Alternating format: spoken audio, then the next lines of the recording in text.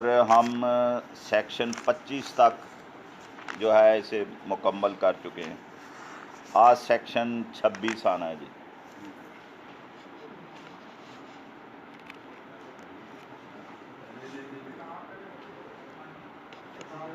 CPC अपनी खोल लें, सेक्शन 26 पे आ जाएंगे।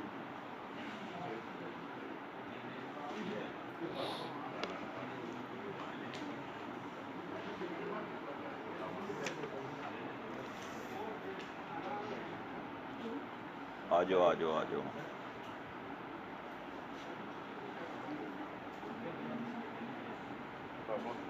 खत्म हो गया, होर मंगवा लेने अपना। हाँ जी, कोई अपने नौजवान जेडे ना उन्होंने को लैके दे दियो, मंगवा के फिर अगले जुमे आ जाएंगे, उन्होंने दे दियो। है चिश्ती तेरी कित्थे है? घर छड्ड के आया ना, बाज आ जा। और रफीक साहब को होनी है, ਤੁਹਾਡੀ कित्थे है? नहीं वो ਜਿਹੜੇ नौजवान हैगे आ उन्होंने दे दिओ, अपने साथी ਜਿਹੜੇ नौजवानों को नहीं ना, वो ਜਿਹੜੇ दे रहे ने वो लै लो, मैं होर मंगवा लाँगा, अगले जुमे तो पहले आ जाएगी ना। फिर ਜਿਹੜੇ मेरे चैंबर नाल ही मुतलका ने वो लै लेंगे। ये मुतलका दे विच ते है, तो ही नहीं हैगी। फरहान ने आपकी किताब देती उन्होंने चाहिए अपना 10 किताबां दा होर कर लो फिर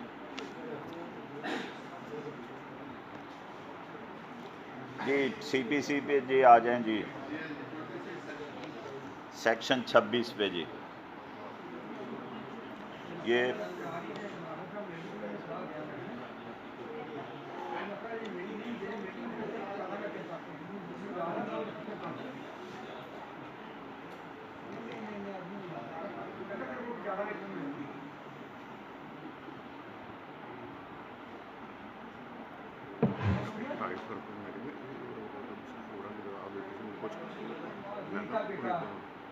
पता नहीं उसकी नीयत है देन दी कि नहीं है, तो रहेंगे बस। चलो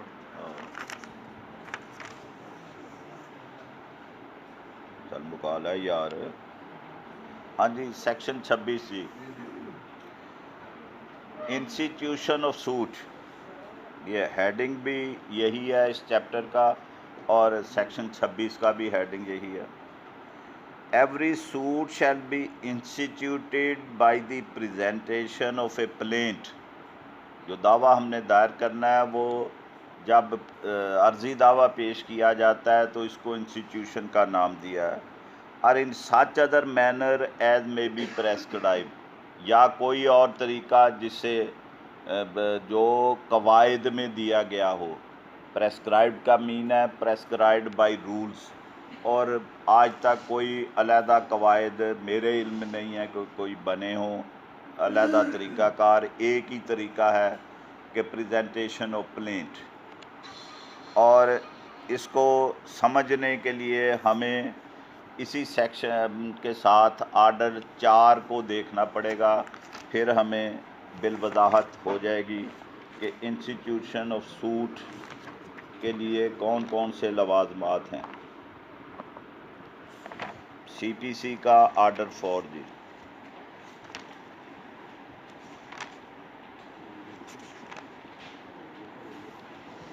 इसका हेडिंग भी इंस्टीट्यूशन ऑफ सूट्स ही है।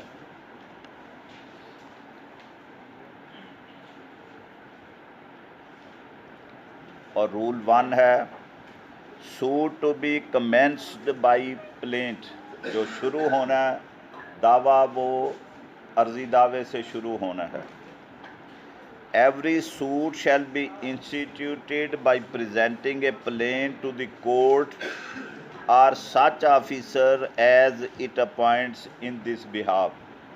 बाज़ जो है वो डायरेक्ट अदालत जज साहब को दिया जाता है, बाज़ में है क्लर्क ऑफ कोर्ट को दें, सुप्रिटेंडेंट को दें, डिप्टी रजिस्ट्रार को दें।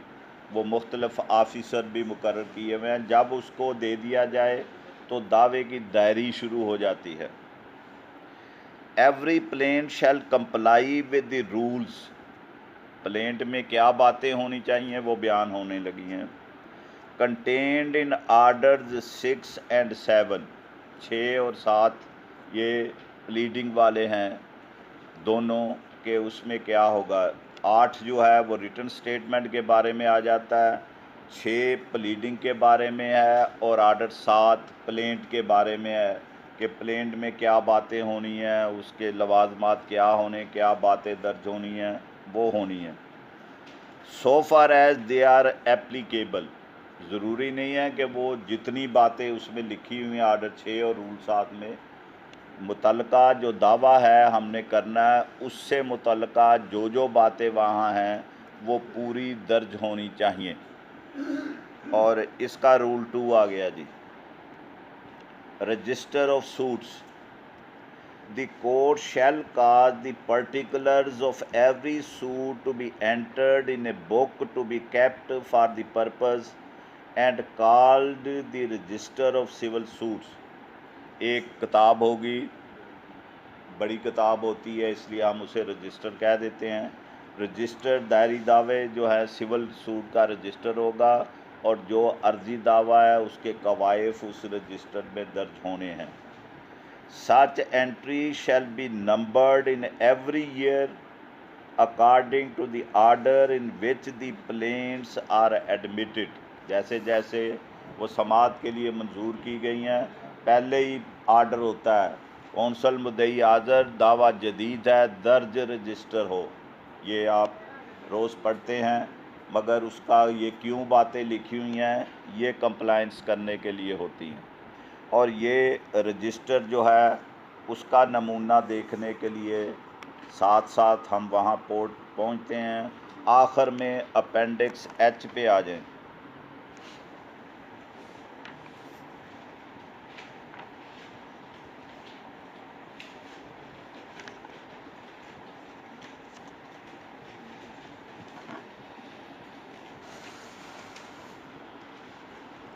अपेंडिक्स एच जो है वो शुरू 1, 2, 3, 4 से होता है। उसमें जो 14 नंबर का फार्म दिया हुआ है, नमूना दिया हुआ है, उस पर पहुँच जाएंगे। पहले फार्म्स दिए हुए हैं, नोटिस किस किस किस्म के होने हैं, और उसके बाद एक बड़ा एक ही सफ़े पे पूरा जो है नंबर 14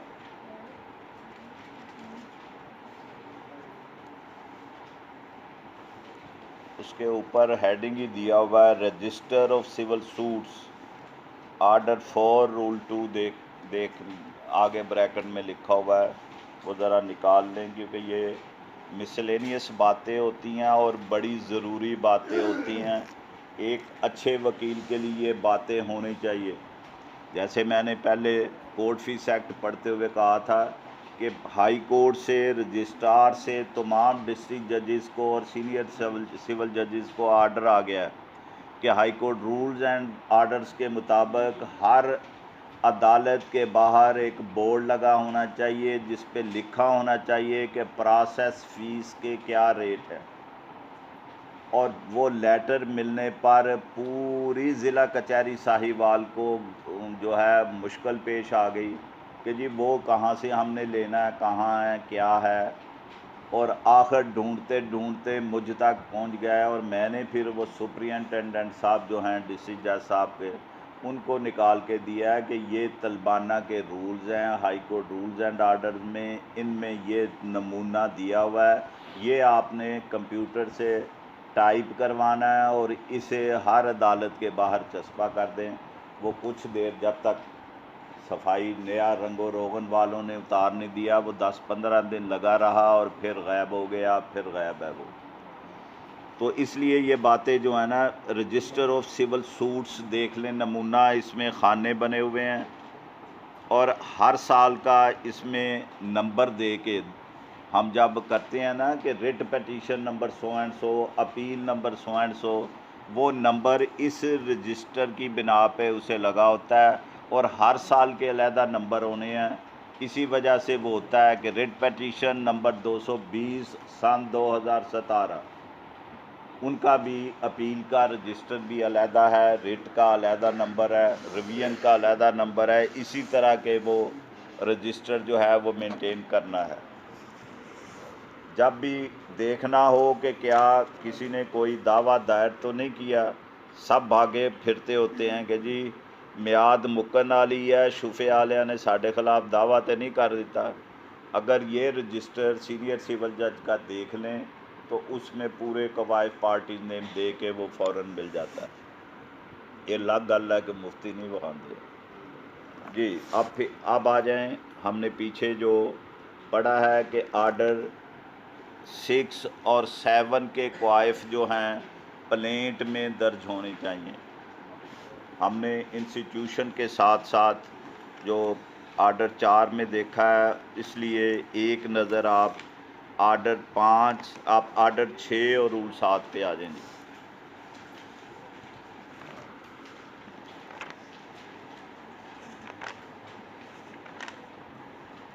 ये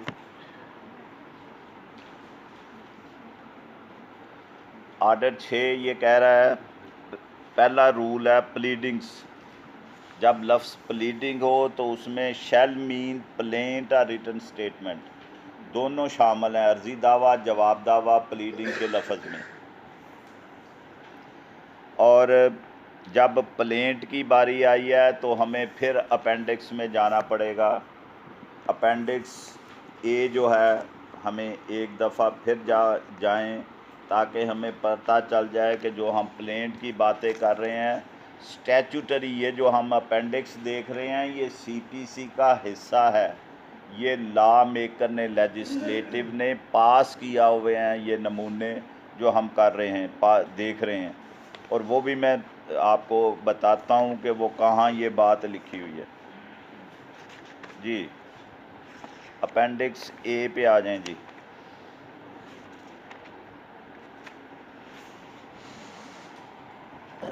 प्लीडिंग्स पहले जो है नंबर 1 टाइटल ऑफ सूट्स, जो मुकदमे पे हम बादालत जनाब और फरीकैन के नाम लिखते हैं उनके बारे में ये पूरे नमूने दिए हुए हैं कि फरीकैन के नाम किस तरह लिखे जाने हैं।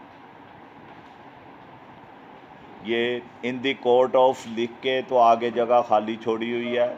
बादालत जनाब हम शुरू करते हैं, सीनियर सिविल जज साहिब, बादालत जनाब डिस्ट्रिक्ट जज साहिब, ये नमूना दिया हुआ है। पहली लाइन टाइटल ऑफ सूट्स में है। दूसरी नाम है कि पार्ट ए बी एड डिस्क्रिप्शन एंड रेजिडेंस, ये प्लेंटिफ की आनी है। अगेंस्ट अब हम वर्सेस लिखते हैं, ये रवाज चल गया है कि वर्सेस जो है वो लिखना शुरू हो गए हैं। सी डी, ये नाम चौधरी दिलावर हो गया। एड डिस्क्रिप्शन एंड रेजिडेंस, तो उसका पूरा जो है वो लिखा हुआ है कि वो बातें पूरी लिखनी है। हम लिखते हैं फ़लाँ वल्द फ़लाँ, ज़ात फ़लाँ, साकन फ़लाँ और उसका मकान नंबर सारा, ये यहाँ से है। ऐड डिस्क्रिप्शन एंड रेजिडेंस ये दिया है कि टाइटल होना है। अब नीचे फिर number 2 description of parties in particular cases, वो है कि अगर एक शख्स पर्सन जो है दूसरे पर्सन के ख़िलाफ़ कर रहा है तो फिर इस तरह पार्टीज़ नेम आने हैं। अब नीचे मुख्तलफ जो हैं पर्टिकुलर्स ऑफ केसेस के हिसाब से कर दिया उन्होंने। मसलन सूबा पंजाब या इस्लामी जमहूरिया पाकिस्तान अगर दावा कर रहा है तो फिर पार्टीज़ नेम कैसे होने हैं। वो लिखा है Pakistan or the province of as the case may be, यहाँ पाकिस्तान लिखा हुआ है क्योंकि पाकिस्तान का पूरा नाम जो है आइन के मुताबिक वो इस्लामी जमहूरिया पाकिस्तान है।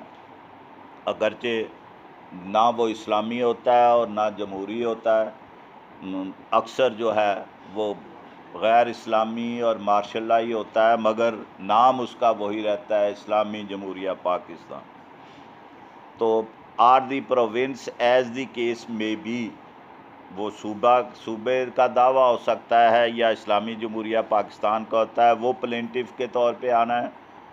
और नीचे आ गया और दावे भी आ रहे हैं। दी एडवोकेट जनरल ऑफ सूबे का वो भी दावा दायर कर सकता है। हम सेक्शन 91 92 में दिया हुआ है कि उसको भी इख्तियार है कि वो दावे दायर कर सके। अगर वो दावे करने हैं उसने तो वो होगा। अगला है the collector of district Sahiwal, वो ये पार्टीज़ नेम में ये भी हो सकता है। द स्टेट ऑफ सूबा पंजाब जैसे हम करते हैं, क्योंकि इंडिया में वो स्टेट्स कहलाती हैं, हमारे यहाँ प्रोविंस है, इसलिए वो भी ये सीपीसी पुरानी बनी हुई है, जब अंग्रेज़ों की हुकूमत थी, इसलिए द स्टेट ऑफ कहना है कि जी उत्तर प्रदेश होगी स्टेट वगैरह वगैरह, वो पार्टी नेम के तौर पे आ जानी है। अगला आ गया दी AB कंपनी लिमिटेड। अगर registered company under the companies act ने दावा दायर करना है या उसके ख़िलाफ़ दायर होना है तो इस तरह होना है, कंपनी का नाम, limited, having it registered office at 113 district court Sahiwal, पूरा हो गया उसका जो कार्रवाई है। और यहाँ दिलचस्पी के लिए बात करने लगा हूँ, मैंने दावा दायर किया बरखिलाफ़ सुई नादरन गैस कंपनी के, वो एक जज साहब के, अब वो बदल गए हैं इसलिए नाम नहीं लेता, काफ़ी उनसे तलखी भी हो गई थी। उन्होंने पहले दिन ही, मुंशी ने मुझे बताया कि जी उन्होंने ये आर्डर कर दिया है कि ये नहीं लिखा कि इस कंपनी की तामील कैसे होनी है, मुरम्मा अर्जी दावा दाखिल हो और फिर तलबी हो। मैंने मुंशी को कहा कि तुमने तलबी अपने असर व रसूख से समन जारी करवा दो, बाकी मैं आप पे निबड़ लाऊंगा। तलबी हो गई, वकालतनामा भी आ गया, जवाब दावे की तारीख भी आ गई, इशू फ्रेम करन लगे तो उन्होंने वो अपना आर्डर पढ़ लिया कि जी मुरम्मा अर्जी दावा नहीं आया। मुंशी ने मुझे या जूनियर ने बताया, मैं कि आ जाओ चलिए यार अज दो दो हाथ हो जाए। मैं गया, मैं कहा जी ये तुसी आर्डर किया है, ये दसो मैनू कि किहड़े ला दे तहत मैं लिखना है कि तामील बजरिया सैकटरी होवे या फलां होवे। ये फिर मैं पढ़ के उन्होंने अपेंडिक्स, उन्होंने भी पहली बारी पढ़िया सी, फर्स्ट क्लास सिविल जज सी है। मैं दसिया, मैं कहा जी AB company limited having its registered office at street number 100 and 100 Lahore का एड्रैस ही उन्होंने सुई नादरन का। मैं क्या पूरी गल लिखी हुई है, दसो कि किहड़े ला च लिखा है कि मैं नाल लिखना है कि जी तामील बजरिया सैकटरी साहब हो गए। मैं क्या फिर इहदा मतलब मैं ये भी लिखा करा पार्टी देन, अगर असालतन तामील ना हो तो फिर male member of the family के ज़रिए तामील हो, अगर वो भी ना हो तो फिर चस्पांदगी हो, अगर वो भी ना हो तो फिर मुश्तरी मनादी हो, अगर वो भी ना हो तो फिर इश्तिहार अखबार जो अदालत मुकर्रर करे उसके ज़रिए। मैं क्या है फिर पूरा मैं तरीक़ाकार लिखा करा, पार्टीज़ नेम इस तरह लिखने, AB and company registered office so and so. तामील का तरीकाकार जिहड़ा वो तुहाडे प्यादे वास्ते है कि वो जाके रिपोर्ट करता है कि जी घर पर गया हूँ, वो खुद ना मिला है, उसके भाई जो उसके साथ रहता है उसकी तामील करवा के उसे एक समन और अर्जी दावा देकर तामील मुकम्मल करा दी गई। ये आर्डर 5 उहदे वास्ते लिखा है कि तामील होनी है। तुहाडे कोल आएगी नहीं मिली, तुसी लिखोगे कि चस्पांदगी कर दो, तुसी लिखोगे मुश्तरी मनादी का आर्डर कर दोगे, अर्जी दावे का हिस्सा नहीं है। और जिहड़ा अगे पार्टीज़ ने पूरे पढ़ लीए, फिर अगे भी मैं एक होर चीज़ तुहानूं दिखानी है, जे मैं भुल जावां तो याद करा दिया जी। AB a public officer of the CD company, अगर कंपनी ने दावा करना है तो फिर इस तरह का ये भी हो सकता है। AB at description residence on behalf of himself and all other creditors of CD late, अगर वो मुफलसी दावा तो फिर इस तरह पार्टी के नेम होने। AB at description residence on behalf of himself and all other holders of debentures issued by the company limited so and so। इस तरह पूरी तफसील जिहड़ी है वो आनी है। अगे भी आ गया AB माइनर के दावे के बारे च आ गया। अगला AB माइनर उहदा पूरा डिस्क्रिप्शन दे के वल्दियत फलां रेजिडेंट दे के by CD or by the court of wards his next friend.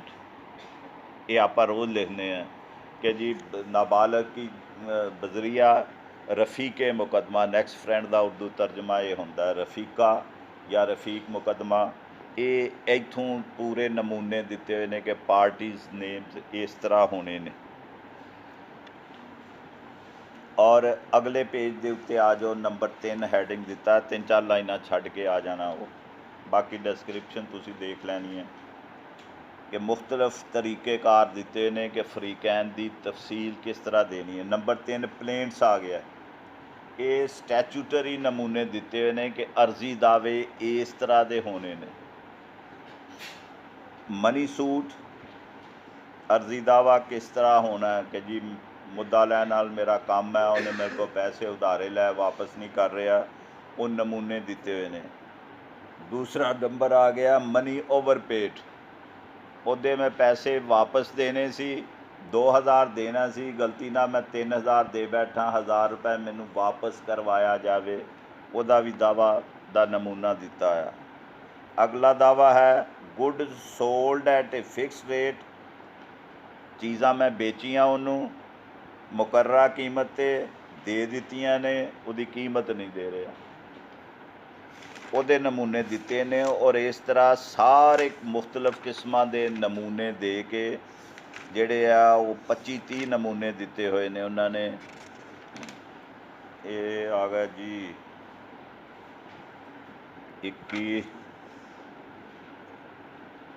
21 ਨਮੂਨੇ ਜਿਹੜੇ ਆ ਉਹ ਅਰਜ਼ੀ ਦਾਅਵੇ ਦੇ ਦਿੱਤੇ ਹੋਏ ਨੇ ਜੀ। 21 ਨਹੀਂ 23 24 ਅੱਗੇ ਸ਼ੁਰੂ ਹੋ ਰਿਹਾ ਜੀ, 25 26 27 ਤੁਰੇ ਜਾ ਰਹੇ थे, 29 30 31 32। ਇਹ ਜਿਹੜੇ ਆ ਨਾ ਜੀ, ਇਹ ਨਮੂਨੇ ਜ਼ਰਾ ਕੁ ਗੌਰ ਨਾਲ ਦੇਖ ਲੈਣੇ ਨੇ ਕਿ ਜਦੋਂ ਦਾਅਵਾ ਲਿਖਣਾ ਹੈ 49 ਦਿੱਤੇ ਹੋਏ ਆ ਜੀ, 49 ਦਿੱਤੇ। ਅਸੀਂ ਜਦੋਂ ਪੰਨਾ ਲਾਲ ਦੀ ਕਿਤਾਬ ਖੋਲ੍ਹ ਕੇ ਅਤੇ ਉਹ ਪਲੀਡਿੰਗ ਵਾਲੇ 'ਚੋਂ ਲੱਭਣ ਦੀ ਕੋਸ਼ਿਸ਼ ਕਰਨੇ ਆ, ਆਪਣੀ CPC ਦੇ ਵਿੱਚ ਹੈਗੇ ਆ, ਔਰ ਇਸੇ ਦਾ ਉਰਦੂ ਤਰਜਮਾ ਕਰਕੇ ਉਹਨੇ ਦਿੱਤੇ ਹੋਏ ਨੇ।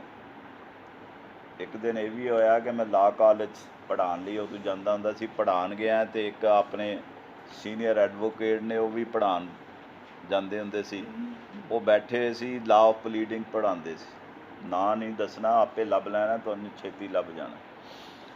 ਉਹਨਾਂ ਨੇ ਖਾਤੂਨ ਸਟੂਡੈਂਟ ਜਿਹੜੀ ਹੈ ਨਾ ਜੀ, ਉਹ ਆਈ ਅਤੇ ਉਹਨਾਂ ਨੇ ਇੱਕ ਅਰਜ਼ੀ ਦਾਵਾ ਤਨਸੀਖੇ ਨਿਕਾਹ ਦਾ ਲਿਖਾਇਆ ਸੀ, ਉਹ ਲਿਆਈ ਬੜੇ ਖੂਬਸੂਰਤ ਹੈਂਡ ਰਾਈਟਿੰਗ ਨਾਲ, ਨਵਾਂ ਰਜਿਸਟਰ ਲੈ ਕੇ ਉਹ ਲਿਖ ਕੇ, ਉਹਨਾਂ ਜਿਹੜਾ ਲਿਖਾਇਆ ਸੀ ਉਹ ਲਿਖ ਕੇ ਕਿਤਾਬਤ ਕਰਕੇ ਲੈ ਆਈ।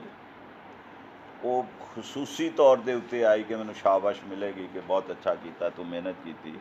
ਇਹਨਾਂ ਪੜ੍ਹਨਾ ਸ਼ੁਰੂ ਕੀਤਾ, ਕੋਈ ਗਲਤੀ ਨਹੀਂ ਲਿਖੀ। ਅਖੀਰ ਤਸਦੀਕ ਦੇ ਉੱਤੇ ਆ ਗਿਆ।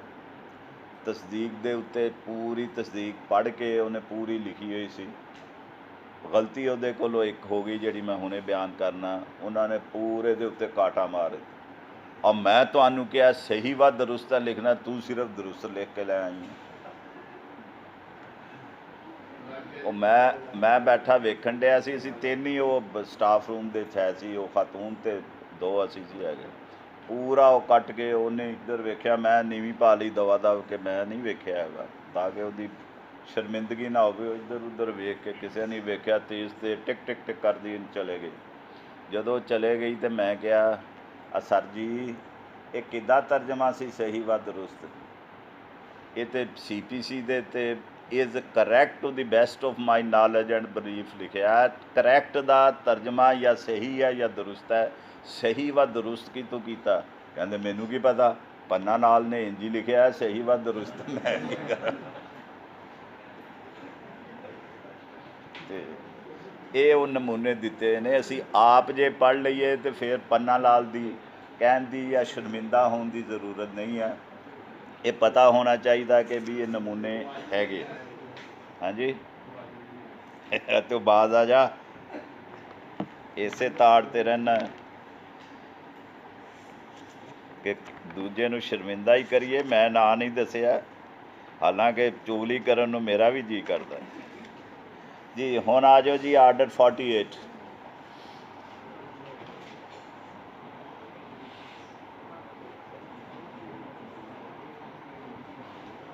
XLVIII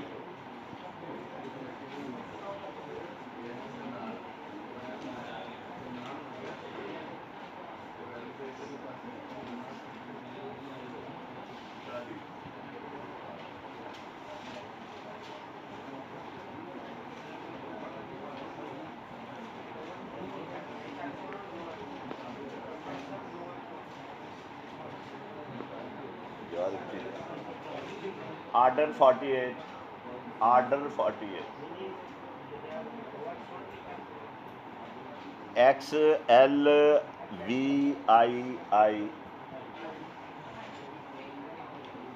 ਇਹ ਰੋਮਨ ਜਿਹੜੀ ਆ ਨਾ ਜੀ ਉਹਦੇ ਵਿੱਚ आई एक वास्ते ਹੁੰਦਾ दो हो जान तो दो बन जाता है, तीन आई होन तो तीन बन जाता है। इस तरह V 5 वास्ते ਹੁੰਦਾ, X 10 वास्ते ਹੁੰਦਾ, L 50 वास्ते ਹੁੰਦਾ। ਜਦੋਂ 50 लिख के खब्बे पासे X लिखन तो ਇਹਦਾ मतलब है कि 50 ਚੋਂ 10 घट गए, जे सज्जे पासे लिखन तो 50 ਚ 10 ਵੱਧ गए। इधर लिखन नाल 60 हो जाना है, खब्बे पासे लिखन नाल वो 40 हो जाने हैं।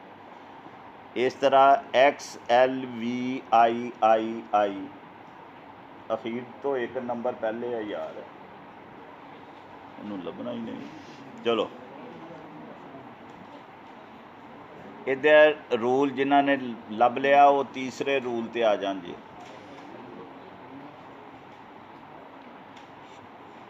Use of forms in appendices. Appendix ਆਪਾਂ ਐਚ ਵੀ ਦੇਖਿਆ, ਅਪੈਂਡਿਕਸ ਏ ਵੀ ਦੇਖਿਆ ਹੁਣੇ, ਨਮੂਨੇ ਅਰਜ਼ੀ ਦਾਅਵੇ ਦੇ ਔਰ ਰਜਿਸਟਰ ਵਾਲਾ ਐਚ ਦੇ ਵਿੱਚ ਸੀ। ਦੀ ਫਾਰਮਸ ਕਿਉਂ ਜੀ ਨਹੀਂ ਹੈ, ਹੈਗੇ ਆ, ਬਾਕੀਆਂ ਕੋਲ ਲੈ ਗਏ, ਤੇਰੇ ਕੋਲ ਹੈਗਾ ਬਈ, ਮੈਨੂੰ ਜ਼ਰਾ ਦਿਖਾ ਦਿਓ।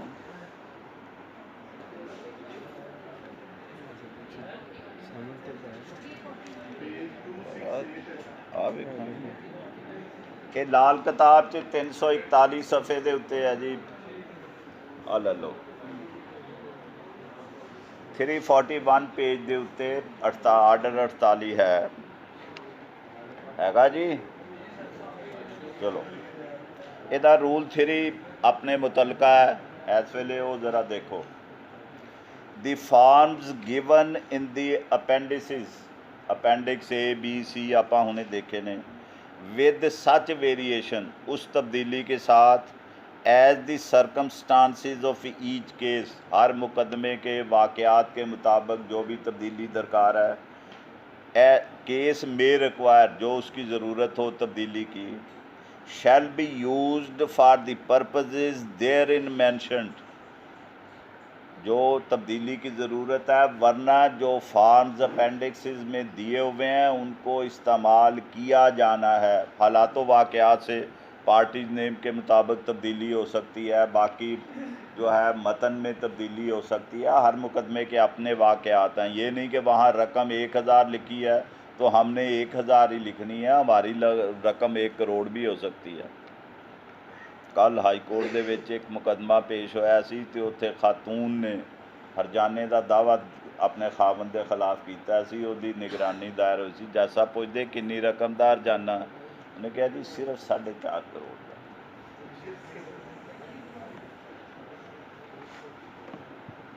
ਅੱਛਾ ਜੀ, ਇਸ ਵਾਸਤੇ ਹਾਲਾਤ ਵਾਕਿਆਤ ਬਦਲ ਸਕਦੇ ਨੇ। ਤੇ ਇਹ ਜਿਹੜੇ ਫਾਰਮ ਨੇ ਅਪੈਂਡਿਸਿਸ ਦਿੱਤੇ ਹੋਏ ਨੇ, ਇਹਦੇ ਮੁਤਾਬਕ ਅਰਜ਼ੀ ਦਾਵਾ, ਜਵਾਬ ਦਾਵਾ, ਨਮੂਨੇ ਉਹ ਇਸਤੇਮਾਲ ਹੋਣੇ ਨੇ, ਔਰ ਨਮੂਨੇ ਦਿੱਤੇ ਨੇ, ਫਾਰਮ ਸਾਰੇ ਕਿਸਮ ਦੇ ਦਿੱਤੇ ਹੋਏ ਨੇ। ਅਗਰ ਨਹੀਂ ਹੈਗੇ ਤਾਂ ਫਿਰ high court rules and orders ਨੇ ਜਿਹੜੇ ਉਹ ਕੀਤੇ ਹੋਏ ਨੇ, ਔਰ ਉਹਦੇ ਵਾਸਤੇ ਉਹਨਾਂ ਨੇ ਇਖਤਿਆਰ ਸੈਕਸ਼ਨ 122 ਦਾ ਇਸਤੇਮਾਲ ਕੀਤਾ। ਅੱਗੇ ਆਪਾਂ ਪੜ੍ਹਿਆ ਸੀ, ਇੱਕ ਦਫਾ ਫਿਰ ਉੱਥੇ ਪਹੁੰਚ ਜਾਈਏ। Section 122 CPC।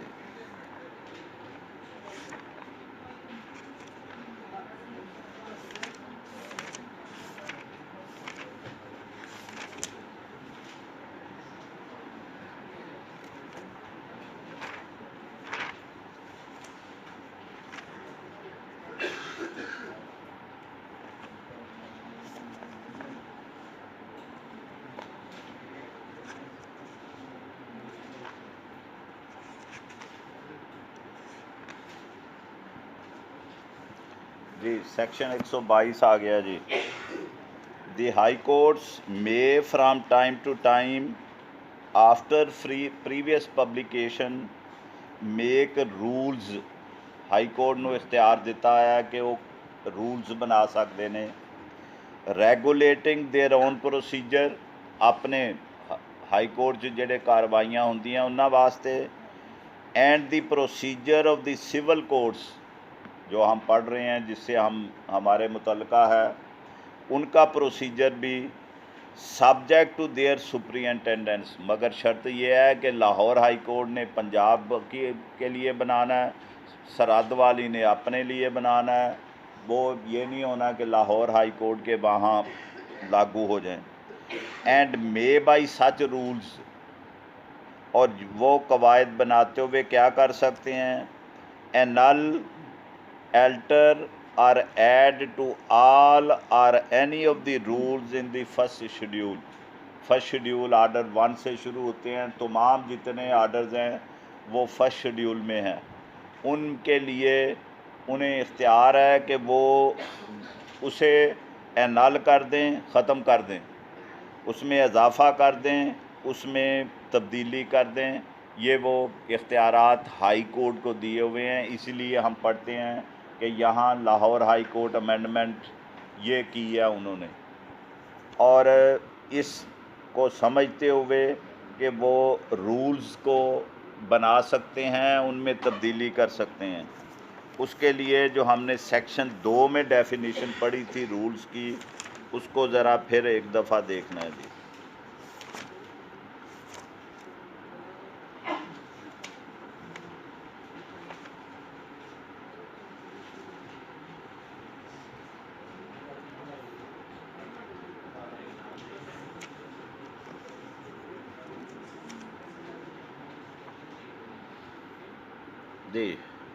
Rules means rules and forms, ये जो अपेंडिक्स वाले हमने देखे हैं वो भी contained in the first schedule, ये फर्स्ट शेड्यूल का हिस्सा हैं। वो जो फॉर्म्स हैं आर मेड अंडर सेक्शन 122 और सेक्शन 125, ये सारे रूल्स कहलाएंगे।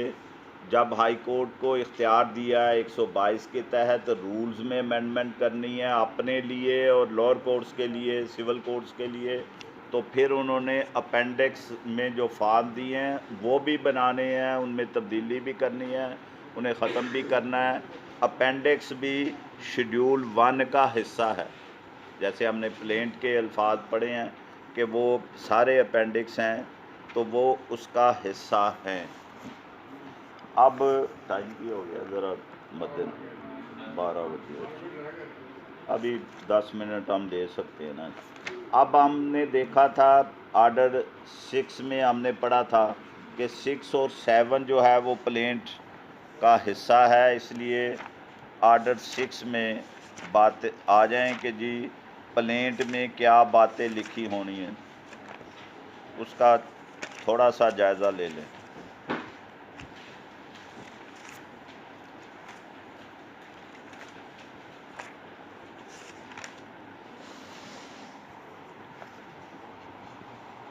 हाँ जी, हमने प्लीडिंग्स का पढ़ा कि ये रूल 1 में कि प्लीडिंग में अर्जी दावा भी है, जवाब दावा भी है।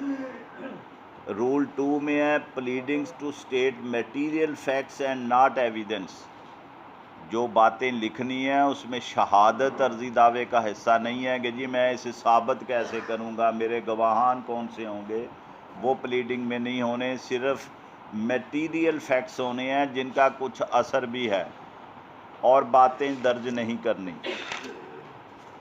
इसी तरह आर्डर 7 रूल 1 में आ जाएं।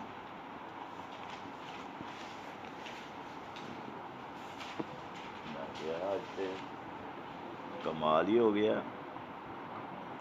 जी। आर्डर 7 रूल 1 प्लेंट, क्या बातें उसमें लिखी होनी चाहिए, क्योंकि प्लेंट में आया कि इसको मद्देनज़र रखना हमने।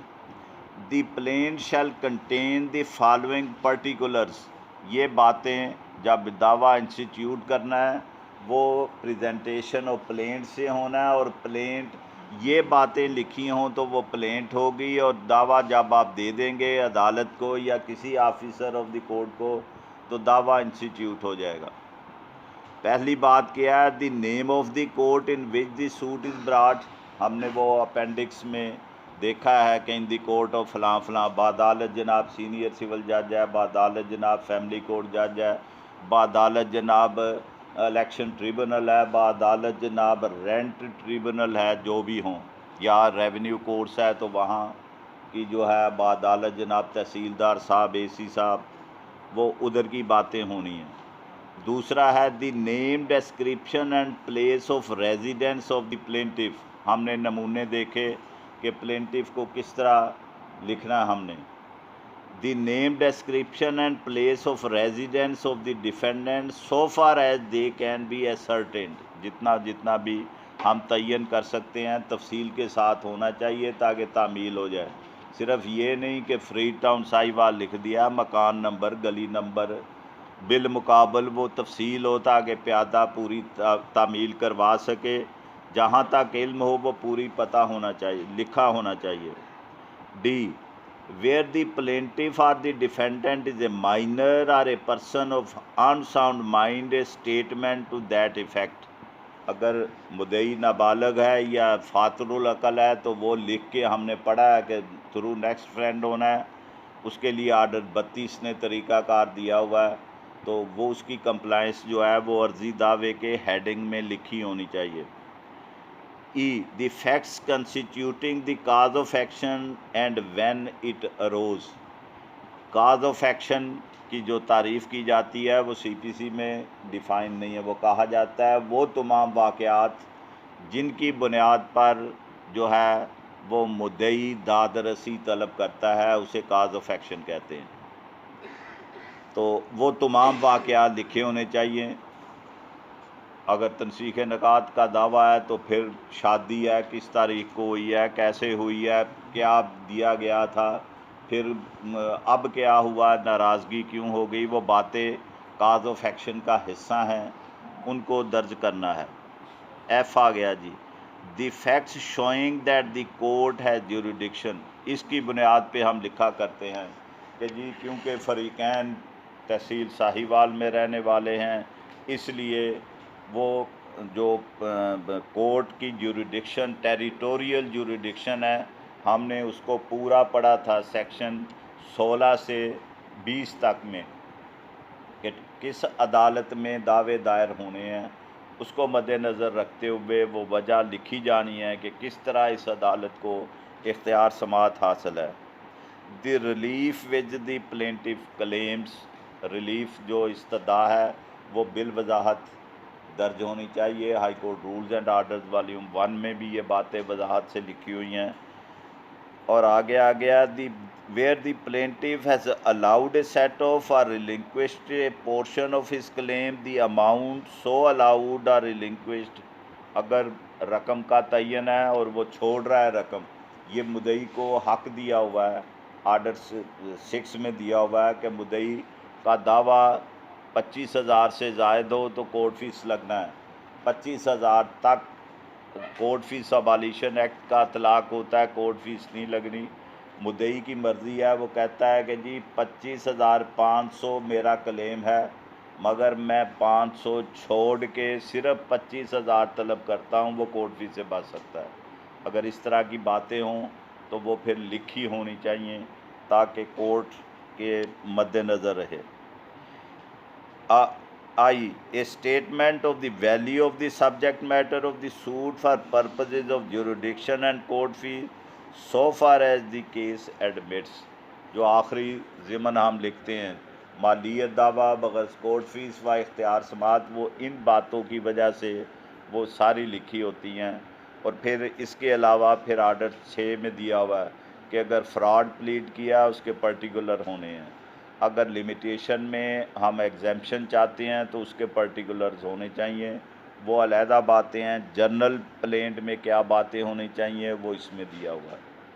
इस तरह ये सारी बातें मद्देनज़र रखते हुए, इकट्ठे पढ़ते हुए, फिर आज हमारा सेक्शन 26 पूरा होना है कि जी इंस्टीट्यूशन ऑफ सूट कैसे होनी है, प्रेजेंटेशन ऑफ प्लेंट से होनी है, और प्लेंट किसको कहते हैं, क्या बातें लिखी होनी चाहिए, उसके नमूने क्या हैं, वो आज हमने देखे।